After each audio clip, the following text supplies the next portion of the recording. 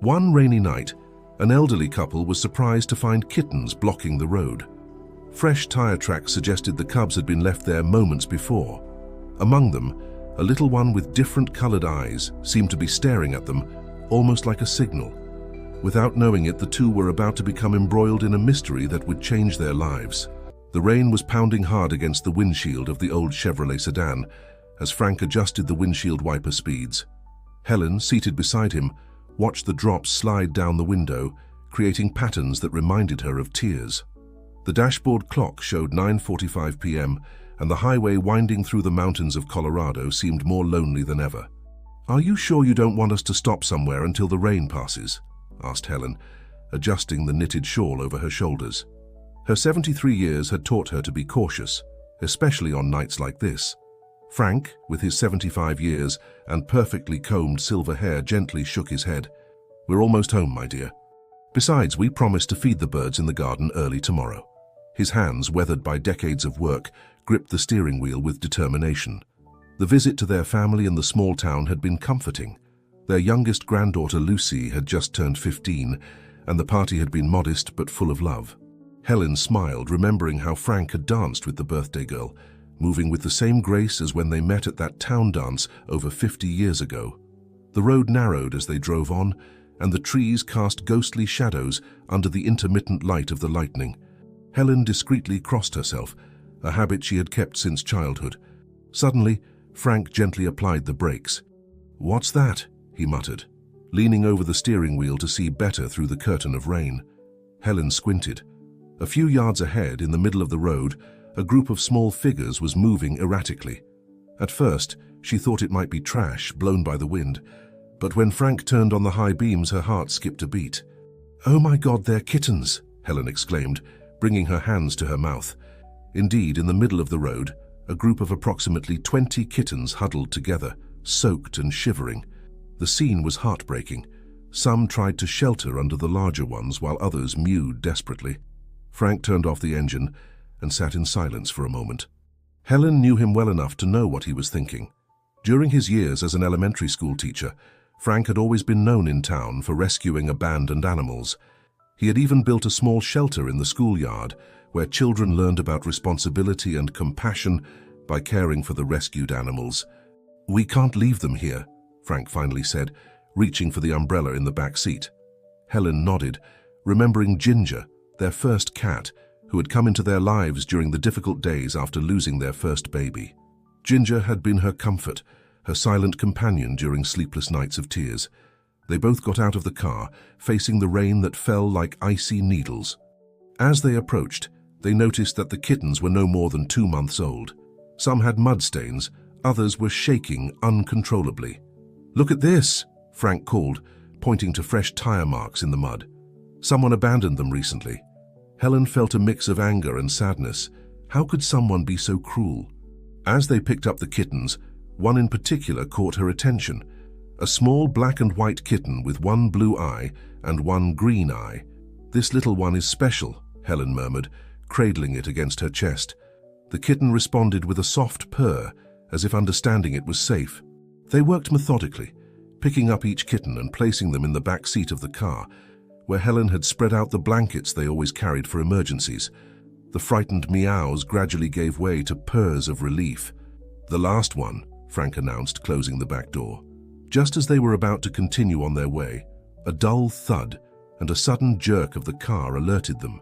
"Her flat tire," Frank grumbled after inspecting. The rain continued to fall relentlessly. "Let me help you," Helen offered, but Frank shook his head. "Better stay with the little ones. They need warmth." Helen watched from the car as her husband, despite his age, changed the tire in the rain.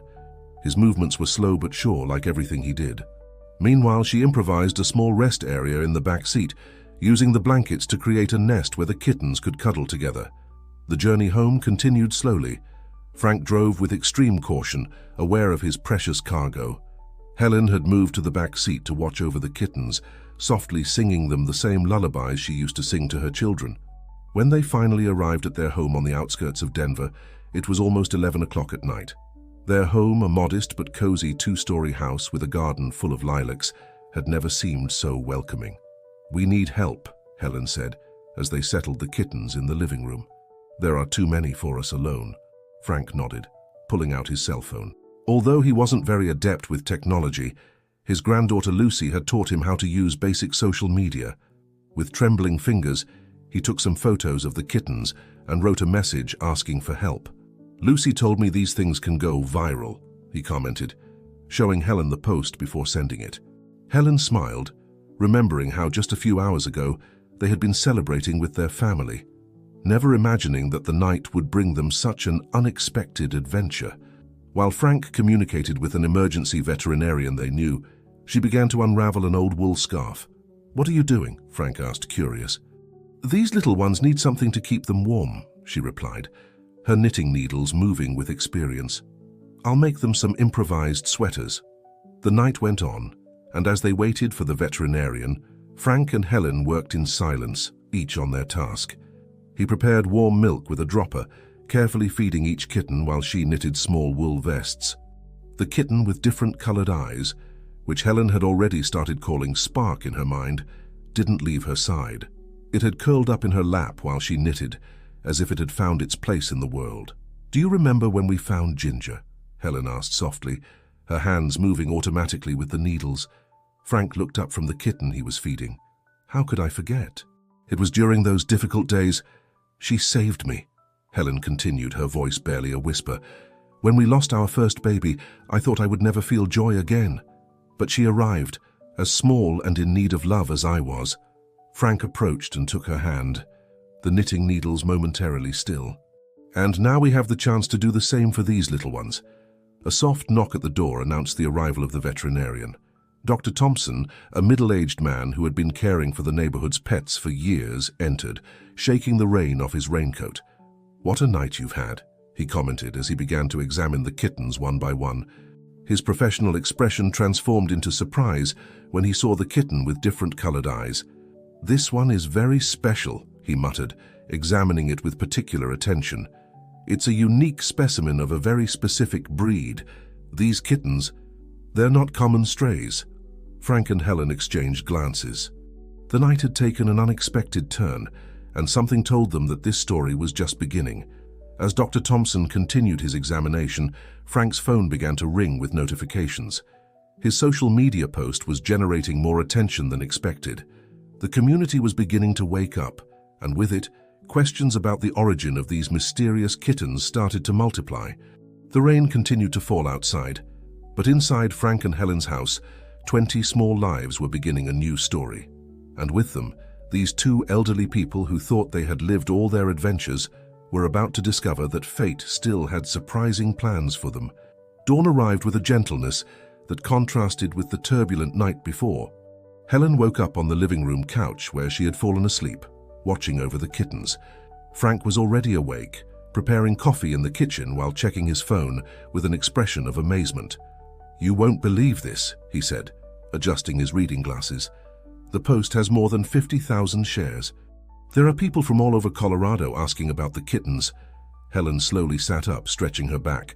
The kitten with different colored eyes, Spark, was still asleep in her lap. "So many people?" she asked, surprised. "Look at this." Frank showed her the phone. The comments were multiplying by the minute. There were messages of support, adoption offers, and also inevitably some skeptical voices questioning the veracity of the story. "Why would anyone doubt?" Helen murmured, hurt. "People have become distrustful," Frank replied, serving her a cup of coffee. "But look, there are more good messages than bad." Among the comments, one particularly caught their attention. It was from a user who identified himself as a professional cat breeder. "Those kittens belong to a very specific breed. The one with different colored eyes is a unique specimen. I need to contact you urgently." Helen felt a chill. Something about the tone of the message disturbed her. "Frank, do you remember what Dr. Thompson said last night about them not being common kittens?" Before Frank could respond, the doorbell rang. It was Lucy, their granddaughter, who had driven from the small town after seeing the viral post. "Grandpa! Grandma!" she exclaimed as she entered, hugging them. "You're famous on the internet. Even my college friends are sharing your story." Lucy, a veterinary student, immediately knelt down to examine the kittens. Her professional expression, so similar to Dr. Thompson's, confirmed the suspicions from the night before. "These are purebred Scottish folds," she explained, gently petting Spark. "It's a highly valued and expensive breed. The one with different colored eyes also has a condition called heterochromia, which makes it even more special." Frank and Helen listened attentively as Lucy continued explaining. Scottish folds were cats specifically bred for exhibitions and contests. Their market value could reach astronomical figures, especially unique specimens like Spark. "But why would someone abandon such valuable cats?" Helen asked, knitting another small vest while they talked. "That's the worrying part," Lucy replied, frowning. "In the world of purebred cat breeding, there are unscrupulous people who discard specimens they consider defective or that don't meet exhibition standards." The day progressed, and with it, Frank and Helen's story continued to expand on social media. Local journalists began to call, requesting interviews.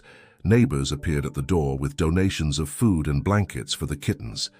Amidst all this activity, a message arrived that caught everyone's attention.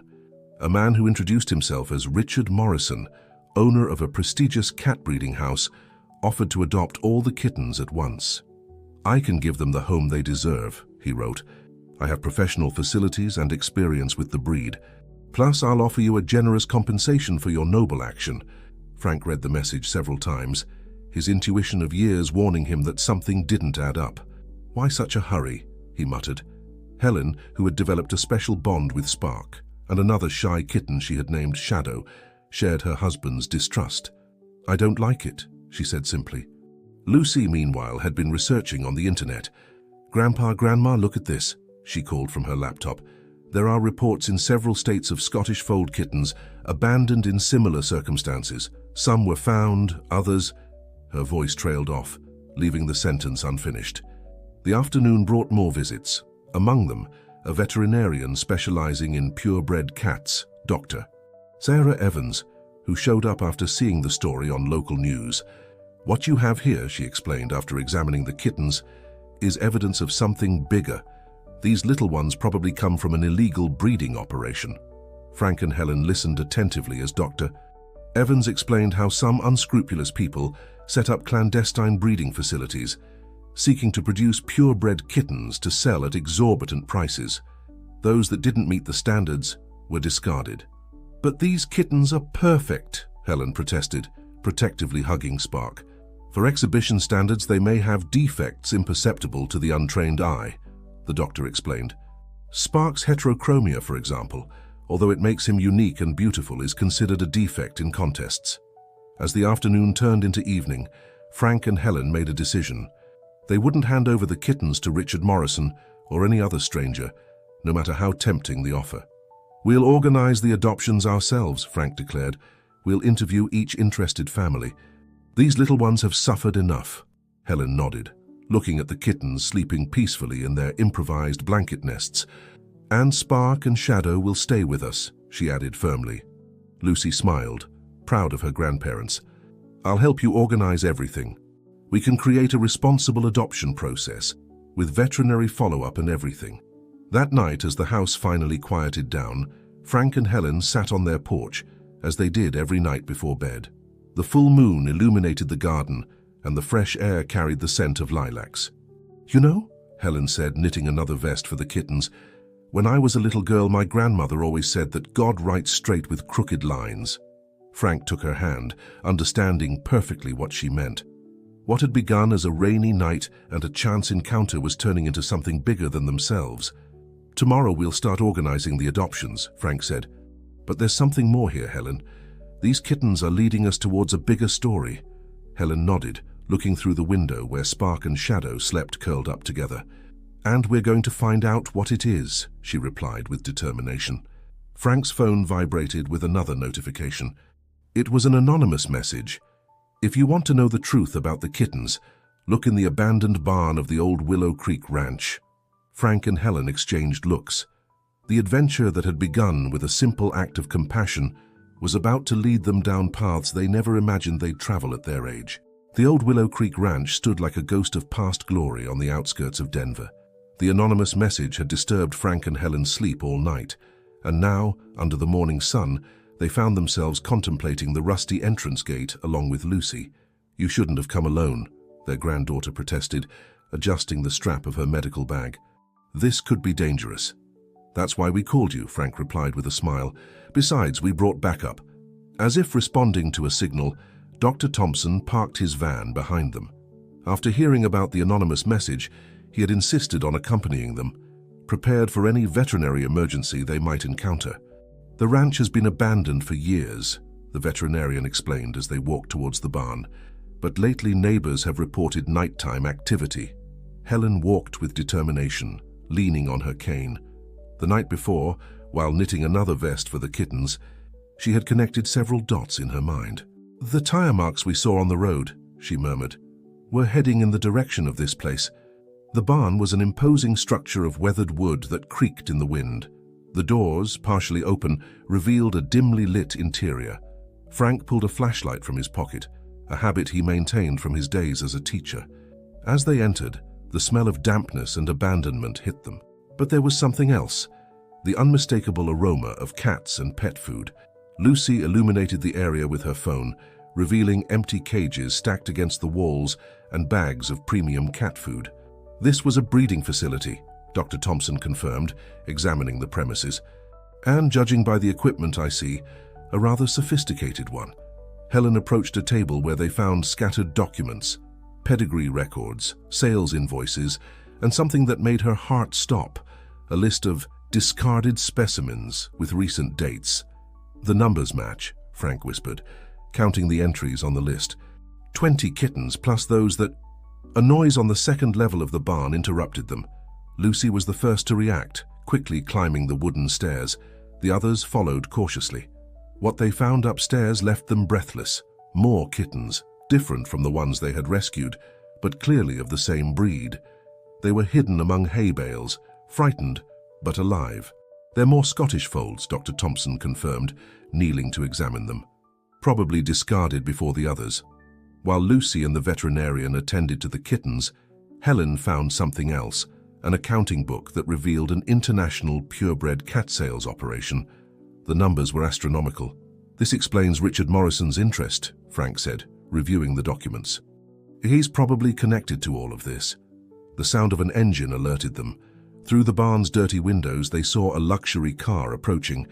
Helen recognized the driver from his social media profile photos. It was Richard Morrison. "Quick," Frank whispered, "we need to document all of this." Lucy was already taking photos with her phone while Dr. Thompson organized the rescue of the newly found kittens. Helen, however, noticed something else, a partially burned letter in a trash can. The letter revealed correspondence between the clandestine breeding facility and international buyers. Names, dates, and amounts that proved the existence of a purebred cat trafficking network. "Someone's coming," Lucy warned from her position near the window. Frank acted quickly, guiding everyone towards a back exit he had noticed when they entered. Just in time, they heard voices approaching the barn. "Are you sure someone has been here?" Richard Morrison's voice echoed in the empty barn. The group slipped out silently, carrying the rescued kittens and the evidence they had found. Dr. Thompson's van, strategically parked away from the main entrance, allowed them a discreet exit. Back at Frank and Helen's house, as they settled the newly rescued kittens with the others, the group processed what they had discovered. "This is bigger than we thought," Lucy said, organizing the photos and documents. "We need professional help." Helen, knitting new vests for the newcomers, nodded. "But first we need to protect these little ones." Frank watched out the window, thoughtful. "You know, when I was a teacher, I always told my students that doing the right thing isn't always easy, but it's always worth it." Dr. Thompson, finishing his examination of the new kittens, added, "And now we have enough evidence to stop this operation." As the sun set, Helen noticed that Spark and Shadow had adopted a protective role with the new rescues, as if they understood they shared a common history. "The truth always comes to light," Helen murmured, watching how the kittens cuddled together. Like the sun after the storm, Frank took her hand, sharing a knowing look. What had begun as an act of kindness on a rainy night had turned into a mission of justice. And although they were just two elderly people, they had proven that the heart knows no age when it comes to doing what's right. Lucy's phone rang. It was an investigative journalist interested in the story. The web of lies was beginning to unravel, and at the center of it all were Frank and Helen, two ordinary people who dared to do something extraordinary. The following morning dawned with an air of expectation. Frank and Helen's house had quickly become the center of an operation that no one could have imagined a week ago. The investigative journalist Mike Sanders arrived early with a recorder in hand and decades of experience reflected in his weathered face. "I've been following exotic animal trafficking cases for years," he explained as Helen served coffee in the kitchen. "But this is different. It's more organized, more sophisticated." Frank spread the documents found in the barn on the table. Each paper told part of the story: inflated invoices, falsified pedigree certificates, and discard lists that made their blood boil. "Look at this," Mike pointed out, pulling out his tablet. "I've been investigating Richard Morrison. His supposed breeding house doesn't legally exist, but it moves millions of dollars a year." As they talked, Spark and Shadow observed from the windowsill like silent guardians. The other kittens, both the first rescues and those found in the barn, had adapted surprisingly well to their temporary shelter. "People have been incredible," Helen commented, showing the donations that kept arriving. "Neighbors who had never spoken to us before are showing up with food, blankets, even medicines." The doorbell rang, interrupting the conversation. It was Mrs. Baker, the neighbor from across the street, with a freshly baked pie and neighborhood news. "You know what?" she whispered conspiratorially as she sat down. "I saw strange movement last night in the abandoned house on Maple Street. Big trucks, people carrying cages." Frank and Mike exchanged significant looks. The house on Maple Street was just a few blocks from the Willow Creek Ranch barn. "They're moving the operation," Mike concluded. "They know we're investigating them." The morning turned into a strategy session. Lucy arrived with more news. Other veterinarians in the region had begun reporting similar cases of purebred cat abandonment. "It's a pattern," she explained, unfolding a map where she had marked the incidents. "They follow the main transport routes towards the border." Helen, who had been unusually quiet, suddenly stood up and went to an old chest in the corner of the living room. She pulled out a yellowed photo album. 30 years ago, she began, showing a photograph. "There was a similar case with purebred dogs. Frank and I were younger then. The police could never prove anything, but—" "The owner of that operation," Frank interrupted, remembering, "was Richard Morrison's father." Mike took notes frantically. "This is bigger than we thought. It's a family business." The day progressed with phone calls, visits from people interested in adopting, and more investigation. Dr. Sarah Evans arrived in the afternoon with important news. "I've been checking the kittens' microchips," she explained. "Some have registration numbers that don't match any official database. They're forged." While the adults discussed in the living room, Lucy noticed something curious about the kittens' behavior. Every time a large vehicle sounded on the street, they would hide, as if recognizing the sound. "They've been transported in trucks," she deduced. "Probably at night."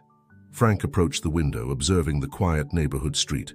"You know, when I was a teacher, I always told my students that truth is like a seed.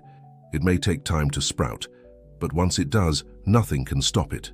Helen, who'd been knitting all day, now making small toys for the kittens, added, "And we have planted that seed." The journalist Mike organized all the information gathered. They had documents, testimonies, photographic evidence, and now the historical connection with the Morrison family.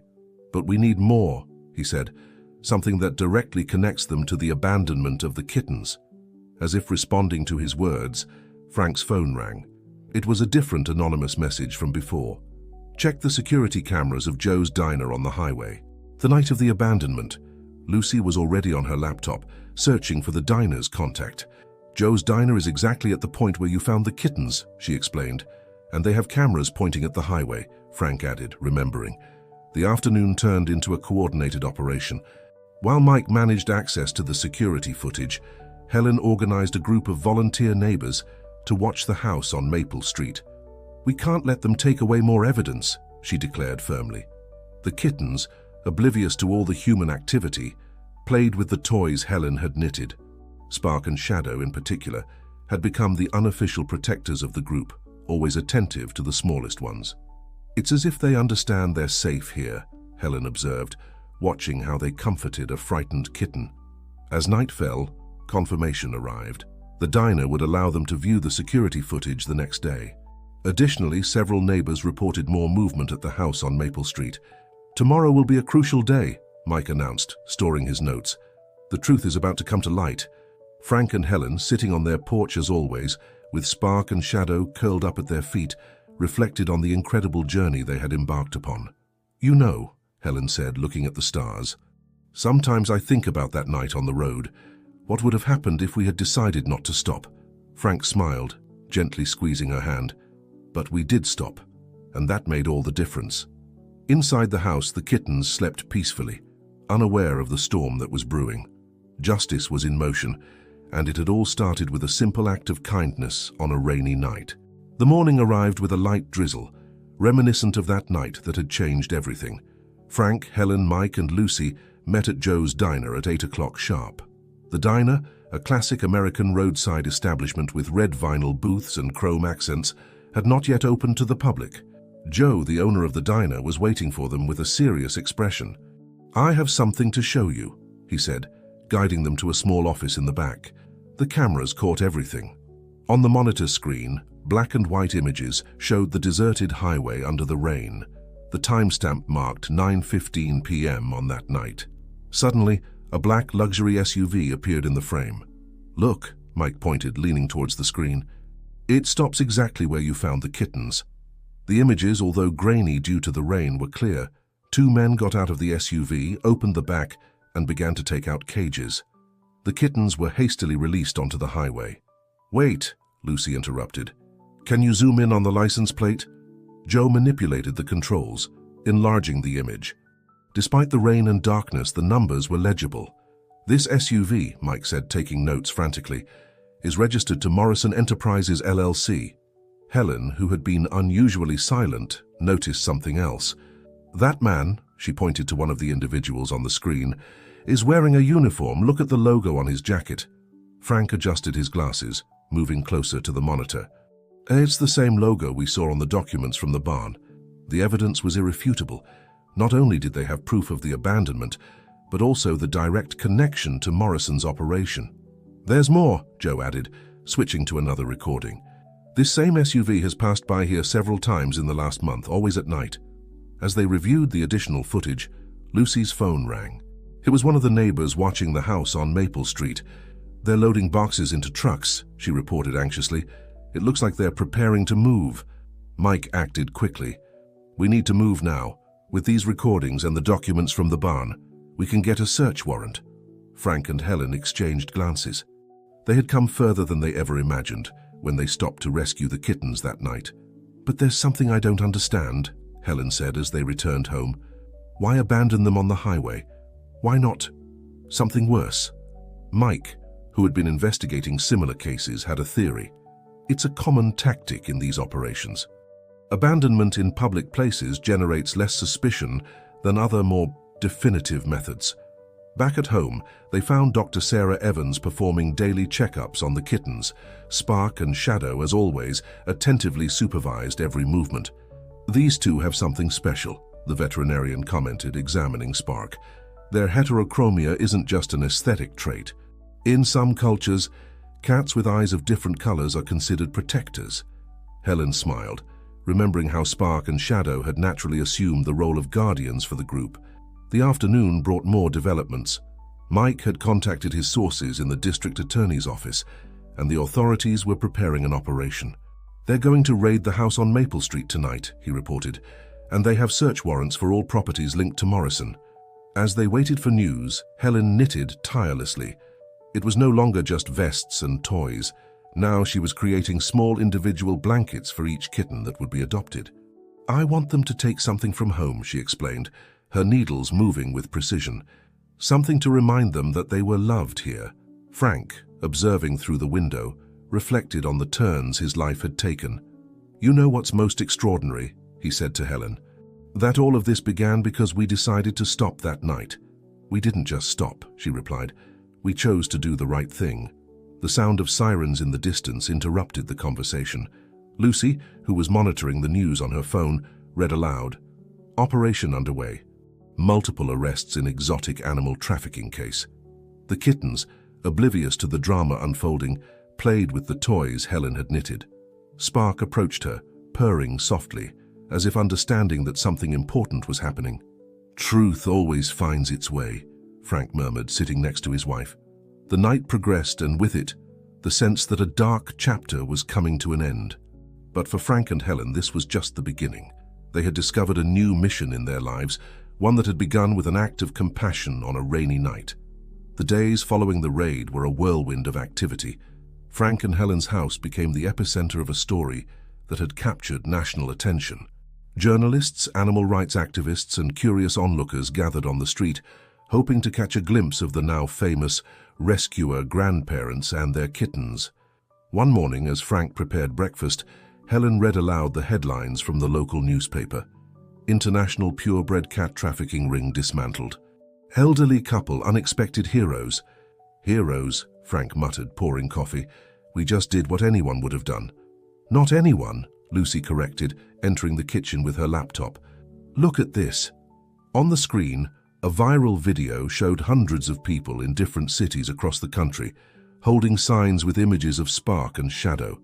The hashtag #JohnFelineJustice had become trending. People are waking up, Lucy explained. Not just about animal trafficking, but about the cruelty in purebred breeding. The doorbell rang, interrupting the conversation. It was Mike, the journalist, with fresh news. The district attorney's office has expanded the investigation, he announced, sitting at the table. They've discovered connections with breeding facilities in other states. This is bigger than we thought. Helen, who was knitting a new blanket while listening, noticed how Spark approached Mike, as if evaluating him. The cat with different colored eyes seemed to have a sixth sense about people. What will happen to the other animals they found? Frank asked, concerned. That's the problem, Mike replied. The shelters are overwhelmed. We need a long-term solution. It was then that Helen had an idea. Putting down her knitting needles, she stood up with determination. The land behind the house, she said. We always wanted to do something with it.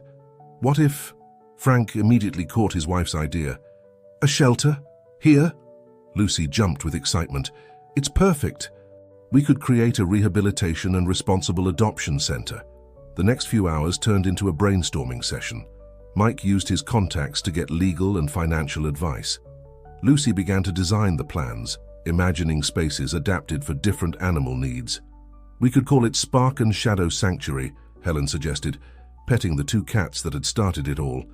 As they planned, the news on television showed the consequences of the case. Richard Morrison and several of his associates had been arrested. Images of the clandestine breeding facilities shocked the public. Look, Frank pointed to the screen. They're interviewing Joe from the diner. The diner owner, visibly emotional, declared, I always knew something strange was happening on that highway. I'm glad I could help. We should all be vigilant and report suspicious activities. The afternoon brought more visitors. Neighbors, inspired by the story, offered to volunteer for the future sanctuary. Dr. Sarah Evans arrived with a formal proposal to be the resident veterinarian. This is more than a shelter, she explained. It could be an educational center, teaching about responsible pet ownership, about the value of all lives, purebred or mixed. As the sun set, Frank and Helen sat on their porch as they did every evening. Spark curled up in Helen's lap, while Shadow kept watch from the windowsill. You know, Frank said, taking his wife's hand, when I retired from teaching, I thought my days of making a difference were over. Helen smiled, remembering, and I thought my days of adventure were behind me when I stopped traveling. Life has curious ways of surprising us, Frank reflected. At that moment, Lucy came out to the porch holding her phone excitedly. You won't believe this. A famous actress saw our story and wants to make a documentary about the case and the new sanctuary. Frank and Helen looked at each other, a mixture of amazement and determination in their eyes. What had begun as an act of kindness on a rainy night had turned into a movement, a mission that transcended their own lives. Well, Helen said, standing up with renewed energy, it looks like we have a lot of work ahead of us. Frank nodded, looking towards the land behind the house, imagining the future sanctuary. And many lives to change. As they entered the house, followed by Spark and Shadow, they knew this was just the beginning. The seed of compassion they had planted was growing, extending beyond their small home in Denver, touching hearts and changing lives, both human and feline. Dawn found Frank and Helen awake much earlier than usual. The day they had been planning for weeks had finally arrived, the official inauguration of the Spark and Shadow Sanctuary. The land behind their house, once a forgotten space full of weeds, had now transformed into an oasis for animals in need. Brick buildings painted in cheerful colors housed quarantine areas, play spaces, and a small veterinary clinic. In the center, a large maple tree offered shade to a communal area where volunteers and visitors could interact with the animals. Who would have thought we'd be doing this at our age? Frank reflected as he adjusted his tie in front of the mirror. Helen, finishing a welcome mat for the sanctuary entrance, smiled. Age is just a number, my love. The heart doesn't age. Lucy arrived early, loaded with folders and her laptop under her arm. As the sanctuary's operations director, she had been working tirelessly on the final details. The mayor confirmed his attendance, she announced, checking her list, and several media outlets will be here to cover the event. As the morning progressed, the front yard of the house filled with activity. Volunteers set up chairs and tables, while a local catering team prepared refreshments. Mike, the journalist who had become a close friend of the family, supervised the installation of the sound equipment. Spark and Shadow, as if understanding the importance of the day, wandered among the guests who were beginning to arrive, receiving pets and acting as the perfect feline hosts. At 11 o'clock sharp, Frank stood in front of the microphone with Helen by his side. The crowd, a mix of neighbors, activists, politicians, and media, fell silent.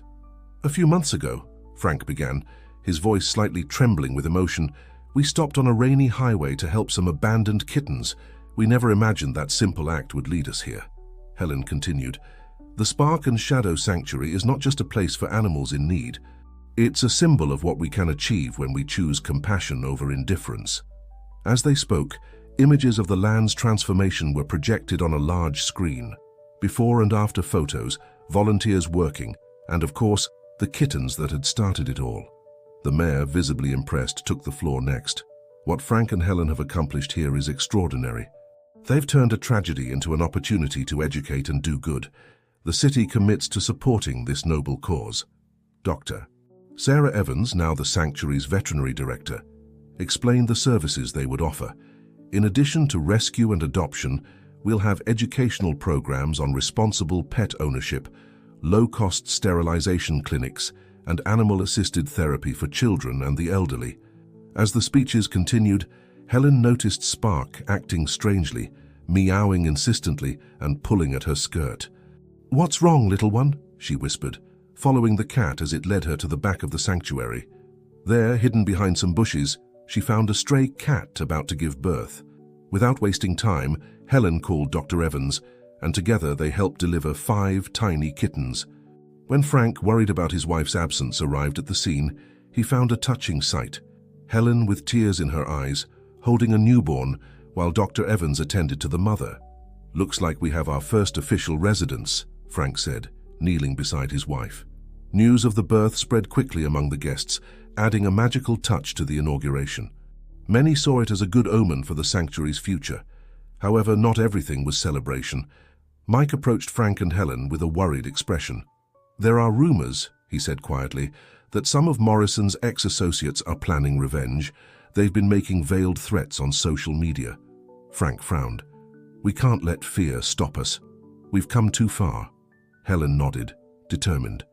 "If they think they can scare us, they don't know us at all." As the day progressed and guests departed, Frank and Helen sat on their porch, exhausted but satisfied. Spark and Shadow curled up at their feet, as if understanding the magnitude of what they had achieved. "You know what?" Helen said, looking towards the sanctuary illuminated by the evening light. "I think this is just the beginning." Frank took her hand, smiling. "And what a beautiful beginning it is." As the sun set, painting the Denver sky in shades of orange and purple, the couple reflected on the incredible journey they had embarked upon. They knew there would be challenges ahead, but they were also certain that together they could face anything. The Spark and Shadow Sanctuary was officially open, a beacon of hope not only for animals in need, but for an entire community that had learned the transformative power of compassion. The months following the inauguration of the Spark and Shadow Sanctuary were a whirlwind of activity and emotions. The place had quickly become a landmark in Denver, attracting visitors from all over Colorado and even from out of state. However, with success also came new challenges. One October morning, Frank woke up to the sound of his phone ringing. It was Lucy, her voice tense on the other end of the line. "Grandpa, you need to come to the sanctuary. Something's happened." When Frank and Helen arrived, they found a group of volunteers and local police surrounding the main entrance. The gate had been forced open, and the walls, once cheerfully colored, were now stained with threatening graffiti. "Get out, old meddlers," Helen read quietly, her hand trembling slightly.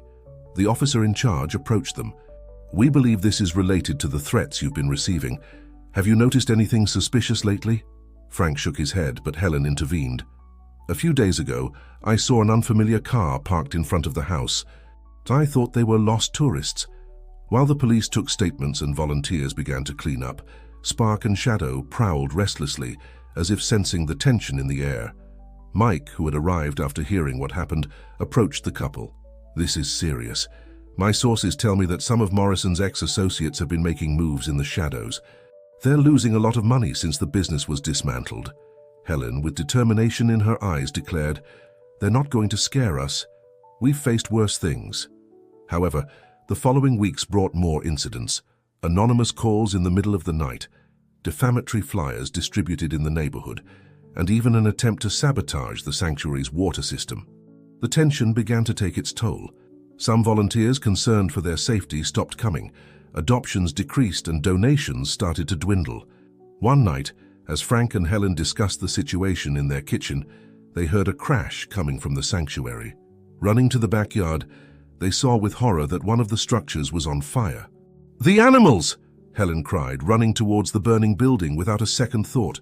Frank, Lucy, and neighbors who had come upon hearing the commotion formed a human chain, getting cages and carriers out as quickly as possible. The firefighters arrived minutes later, battling the flames that threatened to spread. Amidst the chaos, Helen noticed that Spark and Shadow were missing. With her heart in her throat, she ventured into the smoke, ignoring Frank's shouts. Moments later, which seemed eternal, Helen emerged coughing with Spark and Shadow in her arms. They had been guiding a group of frightened kittens towards the exit. When the fire was finally controlled, the damage was evident. A section of the sanctuary was completely destroyed, and although there were no animal lives lost, several were injured and all were terrified. News of the fire spread quickly. To everyone's surprise, the community's response was overwhelming. Neighbors, some who didn't even know Frank and Helen personally, arrived with donations, offers to help rebuild, and even to temporarily foster affected animals. In the days that followed, the sanctuary became a hive of activity. Volunteers worked tirelessly to repair the damage, veterinarians offered their services for free, and social media filled with messages of support and fundraising campaigns. Helen, sitting on the porch one afternoon, watching the reconstruction work, reflected, "It's funny how sometimes it takes something terrible to happen to see the best in people." Frank, taking her hand, nodded. "Perhaps that was the lesson we needed to learn. We're not alone in this." The fire investigation progressed. Thanks to the security cameras that Mike had insisted on installing, the police had solid leads. The footage showed two men throwing an incendiary object, and their faces were clearly visible. A week after the incident, the news everyone had been waiting for arrived. They had arrested those responsible. They were indeed ex-employees of Morrison, acting out of revenge and the promise of a reward. The capture of the arsonists marked a turning point. The threats ceased, and the sanctuary reborn from the ashes emerged stronger than ever. The publicity generated by the incident attracted national and international attention. Offers of support and collaboration came from everywhere. One afternoon, as Frank and Helen supervised the completion of repairs, Lucy came running with exciting news. "You won't believe this," she exclaimed, waving her tablet. "An international animal protection foundation wants to partner with us. They want to make the Spark and Shadow Sanctuary a model to replicate in other countries." Frank and Helen looked at each other, a mixture of amazement and gratitude in their eyes. What had begun as an act of kindness on a rainy night had become something much bigger than themselves. That night, sitting on their porch as always with Spark and Shadow curled up at their feet, the couple reflected on the incredible journey they had embarked upon. "You know," Helen said, looking at the stars, Sometimes I think about that night on the highway. What would have happened if we had decided not to stop? Frank smiled, gently squeezing her hand. But we did stop, and that made all the difference. As the Denver sky filled with stars, Frank and Helen knew their adventure was far from over. They had faced challenges, overcome obstacles, and in the process had inspired an entire community. The Spark and Shadow Sanctuary was more than a place for animals in need. It had become a symbol of hope, resilience, and the transformative power of love and compassion. Time flew by, and before they knew it, Frank and Helen were celebrating the second anniversary of the Spark and Shadow Sanctuary. The place had grown beyond their most optimistic expectations, becoming a national reference in animal care and protection. On the morning of the anniversary, Frank woke up early, finding Helen already in the kitchen, preparing coffee and reviewing a pile of letters. "Look at this," she said, passing him an envelope. "It's from that little girl in Texas who adopted one of our kittens last year." Frank read the letter aloud, smiling at the attached photos of the cat, now big and healthy, playing with the girl. "It's incredible to think of all the lives we've touched," he reflected. The day promised to be special. The sanctuary was organizing an open house event with educational activities, adoptions, and a small fair with local products whose proceeds would go towards the maintenance of the place. Lucy arrived early, loaded with posters and promotional materials. "I have big news," she exclaimed, barely containing her excitement. "The university wants to establish an internship program in conjunction with the sanctuary. Veterinary and biology students will be able to do internships here." Helen smiled, remembering how, not long ago, she and Frank thought their days of making a significant difference were over. "Life has curious ways of surprising us," she murmured. As the day progressed, the sanctuary filled with visitors. Families strolled among the enclosures, learning about responsible pet care. Children participated in animal awareness workshops, and several lucky ones found new homes thanks to the adoption event. In a quiet corner, Frank noticed an older man observing the cats with tears in his eyes. As he approached, the man introduced himself as Ernest. "Years ago," Ernest began, his voice breaking with emotion, "I had to abandon my cat when I became homeless. I never forgave myself for that. Seeing what you do here, it gives me hope." Frank listened to Ernest's story, moved. Before the day was over, Ernest had signed up as a regular volunteer at the sanctuary, finding in this work a form of redemption and purpose. Meanwhile, Helen guided a group of journalists through the facilities. The sanctuary had attracted the attention of international media, interested in its management model and impact on the community. "The most important thing," Helen explained, "is that we don't just rescue animals, we educate people, we change mindsets. Each animal adopted is a transformed family." As evening fell, when the last visitors were leaving, Frank and Helen found themselves in their favorite spot, under the big maple tree in the center of the sanctuary. Spark and Shadow, now mature cats but still agile, rested on the low branches. "Did you ever imagine we'd come this far?" Frank asked, taking his wife's hand. Helen shook her head, smiling. "When we stopped on that highway, I was just thinking about helping some kittens. Now look at us, changing the world, one animal at a time."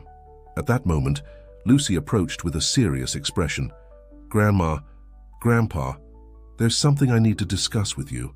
She showed them an email on her tablet. It was an invitation to present the Spark and Shadow Sanctuary model at an international animal protection congress in Europe.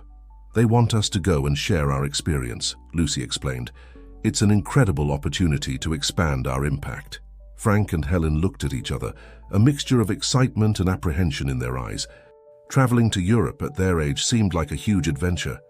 But hadn't they been living a great adventure these past few years? "What do you think, my love?" Frank asked. Helen looked around at the sanctuary they had built with so much love and effort. "I think we have a responsibility. If our story can inspire others to do good, we should share it." The following months were a whirlwind of preparations. Frank and Helen, with the help of Lucy and a team of dedicated volunteers, organized everything so that the sanctuary would run smoothly in their absence. The night before the trip, the couple sat on their porch as they had done countless times. Spark and Shadow curled up at their feet, as if knowing their humans would be gone for a while. "You know what's most amazing about all this?" Helen said, looking at the stars. That it's never too late to start something new, to make a difference. Frank nodded, gently squeezing his wife's hand. And that sometimes the biggest adventures begin with the smallest gestures. As the night sky of Denver shone above them, Frank and Helen reflected on the incredible journey they had embarked upon. From an elderly couple who thought their days of significant impact were over, they had become an inspiration for an entire community and beyond. The Spark and Shadow Sanctuary was more than a sanctuary for animals in need. It had become a symbol of hope, a testimony to the power of compassion, and a reminder that it's never too late to make a difference.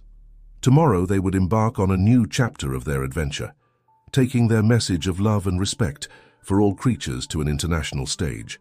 But for tonight, they simply enjoyed the peace of their home, grateful for the path they had traveled and excited for what the future held. As the sun rose over Denver International Airport, bathing the runways in golden light, Frank and Helen, with their suitcases in tow and a mixture of nervousness and excitement on their faces, prepared to board the flight that would take them to Europe. "Do you have the passports?" Helen asked for the umpteenth time, checking her purse. Frank smiled, patting the pocket of his jacket. "Right here, along with the Congress invitations." Lucy, who had accompanied them to the boarding gate, hugged them tightly. "Remember, you're the heroes of this story. You're going to inspire a lot of people." As they walked down the boarding bridge, Frank and Helen looked back, seeing their granddaughter waving. It was the first time in decades they had ventured so far from home, but they knew they carried with them the spirit of Denver and the mission of the Spark and Shadow Sanctuary. The flight passed without incident, though for the couple each turbulence was a new adventure. Helen knitted non-stop, creating small cat-shaped charms to give away at the Congress, while Frank reviewed the notes for his presentation. They landed in London 2 days before the Congress, determined to acclimate and explore a bit. The city welcomed them with cool weather and streets full of history. As they strolled through Hyde Park, they noticed something familiar, a group of people feeding a colony of stray cats. "It seems the love for animals is universal," Helen commented, approaching to talk with the local volunteers. To their surprise, the Londoners knew the story of the Spark and Shadow Sanctuary. "It's you, the kitten grandparents," exclaimed a young volunteer, excited. "Your story reached us here and inspired us to better organize our feral cat colony control program." That casual encounter turned into an impromptu experience sharing session. Frank and Helen realized their impact had reached much further than they had imagined. The day of the Congress arrived, and the couple's initial nervousness transformed into determination. The auditorium was filled with activists, veterinarians, and representatives from animal protection organizations from around the world. When their turn to speak came, Frank and Helen took the stage, hand in hand. Frank began, "Just over 2 years ago, we were just an elderly couple who thought our days of making a significant difference were over. But a rainy night on a Colorado highway changed everything," Helen continued, her voice firm and passionate. "What began as the rescue of some kittens became a mission. We learned that it's never too late to start anew, to fight for what's right." As they shared their story, from the discovery of the purebred cat trafficking to the creation of the sanctuary and the challenges they faced, the auditorium listened in silence, captivated. "The Spark and Shadow Sanctuary is not just a place for animals in need," Frank concluded. "It's a reminder that each of us has the power to change the world, one act of kindness at a time." When they finished, the room erupted in applause. Questions and congratulations poured in. Organizations from different countries approached, interested in replicating their model. Among the crowd, a man approached them. He introduced himself as the director of an international animal protection foundation. "Your story is extraordinary," he told them. "We want to help you expand your impact. How would you like to establish a network of Spark and Shadow sanctuaries in different countries?" Frank and Helen looked at each other, overwhelmed by the proposal. "But we are just 2 old folks from a small town," Helen stammered. The director smiled. "You're much more than that. You're a symbol of hope and an example that age is no limit to doing good." The following days were a whirlwind of meetings, interviews, and planning. The foundation's proposal took shape. They would establish sanctuaries in 5 different countries, starting with England and expanding throughout Europe and North America. As they packed to return to Colorado, Frank and Helen reflected on the incredible turn their lives had taken. "Remember when we thought our days of adventure were over?" Helen laughed. Frank nodded, hugging her. And look at us now, about to begin the biggest adventure of all. The flight back to Colorado was filled with plans and dreams. Upon landing in Denver, they were received as heroes. Lucy, the sanctuary volunteers, and even the mayor were there to welcome them back. But the most emotional surprise awaited them at home. As they opened the door, Spark and Shadow ran to greet them, followed by a litter of kittens that had been born during their absence. "Looks like the family kept growing while we were away," Helen smiled, bending down to pet the little ones. That night, sitting on their porch as always, Frank and Helen contemplated the starry Denver sky. The Spark and Shadow sanctuary, softly lit in the distance, was a constant reminder of the path they had traveled. "You know what?" Frank said, taking his wife's hand. "I think our true adventure is just beginning." Helen nodded, her eyes shining with excitement and determination. "And what a beautiful adventure it will be." As the night progressed, the couple stayed there, enjoying the peace of their home and the excitement of the new horizons opening before them. They had proven that love, compassion, and determination know no age, and that a simple act of kindness can trigger a movement capable of changing the world. The Spark and Shadow Sanctuary, born from a chance encounter on a rainy night, had become a beacon of hope not only for animals in need, but for all people seeking inspiration to make the world a better place.